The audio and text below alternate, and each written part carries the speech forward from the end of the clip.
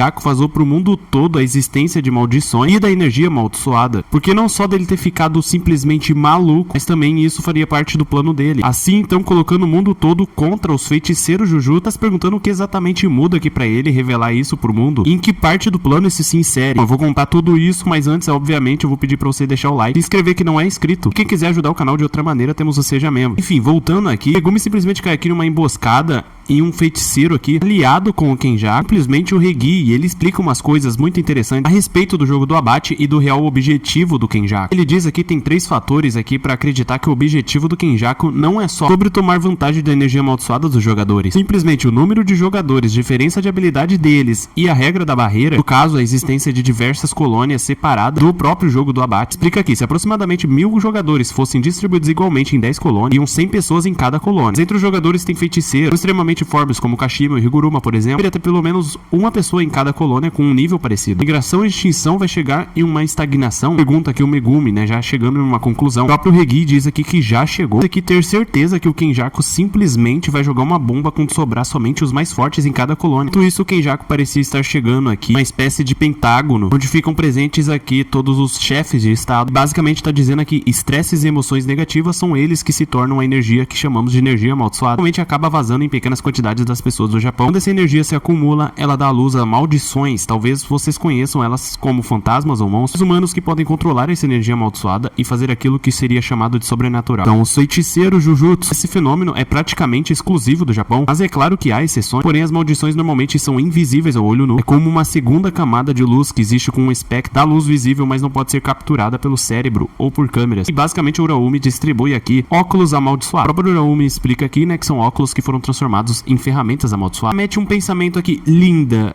calma aí, cara, não é assim que funciona. Basicamente funciona como um projetor. Colocarem isso, poderão ver as maldições e qualquer coisa feita com energia amaldiçoada. São só maldições que os não feiticeiros não podem ver. Os eventos sobrenaturais causados pelos feiticeiros também são difíceis de perceber. Ao colocarem os óculos, eles podem vir aqui em volta. Se assustam, obviamente. Teve a mulher que tava ali do lado, diz aqui, o que é isso? Uma pegadinha, realidade aumentada ou virtual? A realidade virtual me deixa enjoado, e tira aqui o óculos, pensando que realmente era isso. Enquanto um mais calmo diz aqui, por favor, se acalme, senhor presidente. Enquanto observava aqui que possivelmente era sim algo real, dizia que isso é uma mina de ouro. Perdemos essa oportunidade e vamos ficar para trás em relação ao resto do mundo. Já continua ele, como disse antes aqui, tanto as maldições como os feitiços são invisíveis ao olho nu e também as câmeras. Agora o que eu vou mostrar para você é a gravação deixada por um feiticeiro com uma técnica chamada manipulação de marionetes que o permite controlar alguns bonecos, e basicamente aqui o Mekamaru. A gravação foi possível devido à sua habilidade que permite que ele veja através dos bonecos. Basicamente aqui eles assistem tudo que o Mekamaru já viu ou sabia. Até brinco aqui, né, foi como assistir um filme. Inclusive aqui ele chega à conclusão, energia amaldiçoada é uma fonte de energia. Petróleo e gás natural são combustíveis fósseis. Sol, vento e calor são considerados energias renováveis. Energia amaldiçoada seria a energia mais limpa de toda a história da humanidade. Inclusive vem um pensamento dele muito interessante que ele diz aqui, especialmente aquele cara de cabelo branco, basicamente ele tá se referindo ao Satoru Gojo, tem uma grande chance de que ele poderia aqui suprir energia de um país inteiro sozinho. Já meio que interrompe, dizendo aqui em novembro, Tóquio irá virar de ponta cabeça. Dando praticamente uma terra sem lei, vários feiticeiros Jujutsu se juntarão para um ritual. Inclusive ele interrompe aqui o Kenjaku dizendo aqui, gritando, está dizendo que deveríamos sequestrar civis japoneses como cobaias para os nossos experimentos. Interrompe ele dizendo aqui, nós não podemos ficar atrás da China, da Rússia e energia alternativa. Não é só esses dois países. Este homem, o Kenjaku, está negociando com a América em segredo. Dependendo de qual for o resultado, ele pode negociar com outros países. O próprio Uraumi pensa aqui,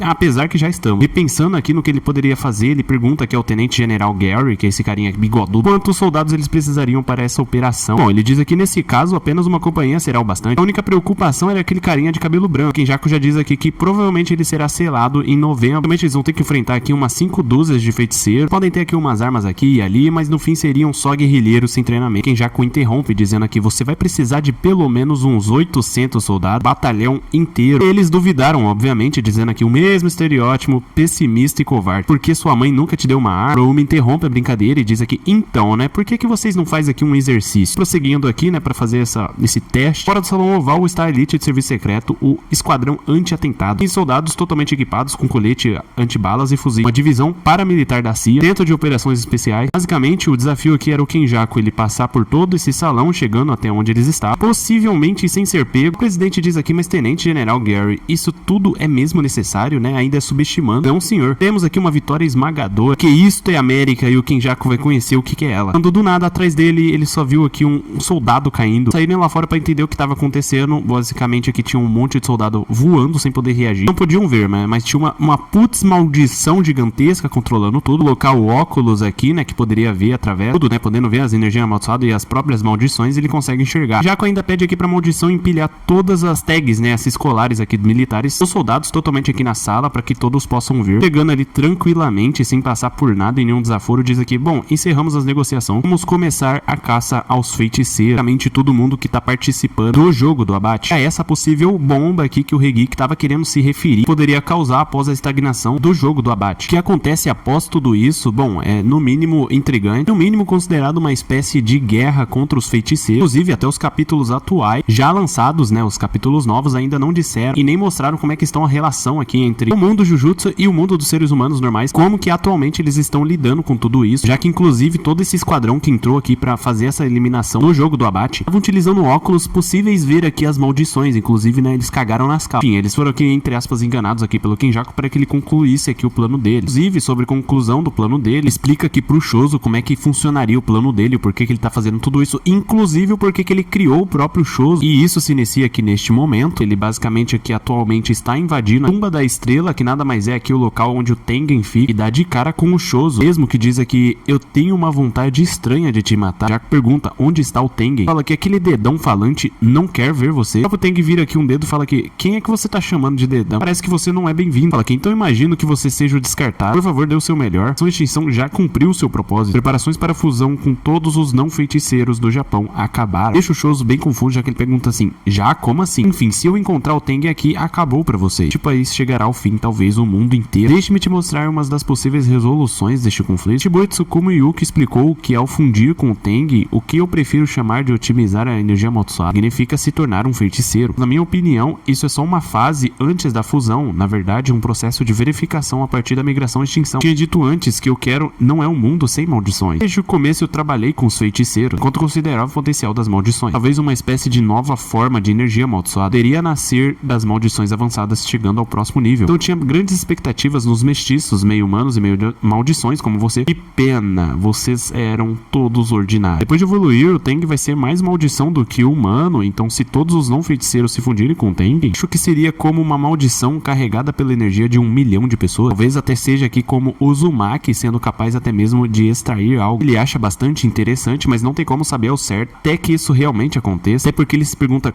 como que será que se pareceria essa tal maldição de 1 milhão de pessoas? Por exemplo, se eu acumular da energia de 1 milhão de pessoas, só uma cara de um palhaço daria muita risada, enquanto aqui o Choso se prepara para lutar e assim iniciando uma nova batalha, Kenjaku contra o Choso. Mas enfim, o vídeo fica por aqui, comentem aí se vocês querem mais. Não esquece de deixar o like, né? Senão a mamãe Kenjaku vai atrás de vocês.